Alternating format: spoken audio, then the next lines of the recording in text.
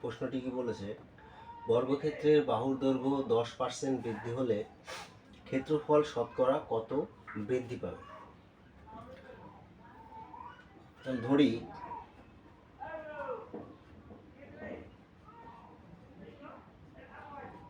প্রাথমিক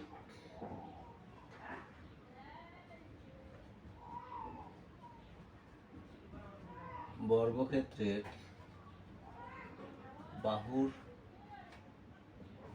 দৈর্ঘ্য x একক, তাহলে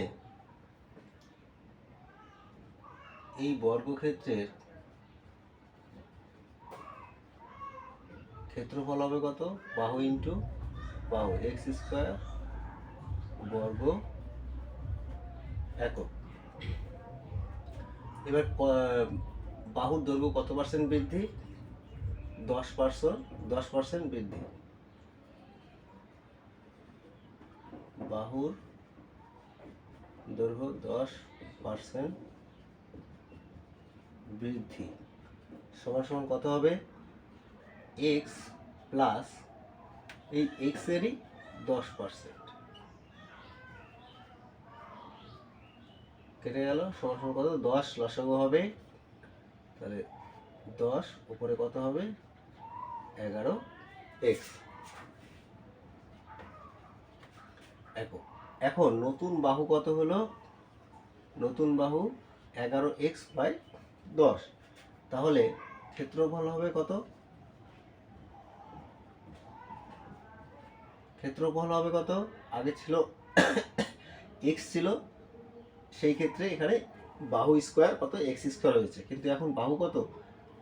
এত, তাহলে 11x/10 এর হোল স্কোয়ার। তাহলে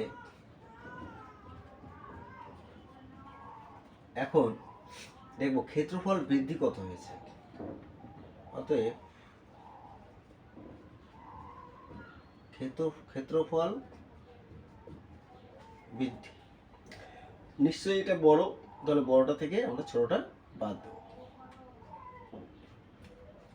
11x এর হোল স্কোয়ার বাই 10 এর স্কোয়ার কত? 100 মাইনাস x স্কোয়ার সমান সমান কত দাঁড়াবে? 11x এর হোল স্কোয়ার, 11 স্কোয়ার কত? 121 x square minus 100 x square by 100 সমান সমান কত দাঁড়ায়? 21 x স্কোয়ার বাই 100 কি বর্গ একক। তাহলে এবার কি বলেছে যে এই ক্ষেত্রফল শতকরা কত বৃদ্ধি পাবে, মানে শতকরা মানে 100তে আমাদের কত বৃদ্ধি পাবে।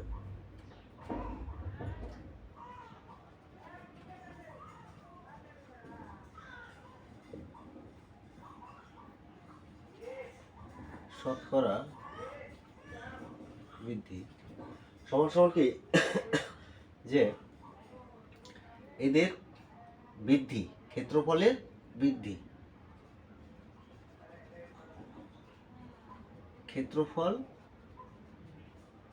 বৃদ্ধি বাই প্রাথমিক ক্ষেত্রফল। প্রাথমিক ক্ষেত্রফল কত হয়েছিল?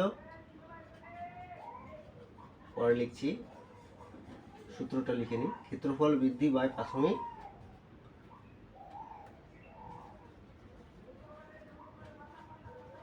ক্ষেত্রফল ইন্টু 100%। তাহলে ক্ষেত্রফল বৃদ্ধি কত পেয়েছি আমরা? 21 x স্কোয়ার বাই প্রাথমিক ক্ষেত্রফল কত? x square into 100%। তাহলে x স্কোয়ার কেটে গেল,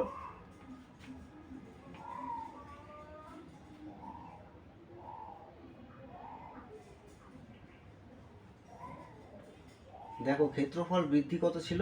21x স্কোয়ার বাই 100। তাহলে এই 100 কেটে যাবে, কত হবে? 21%।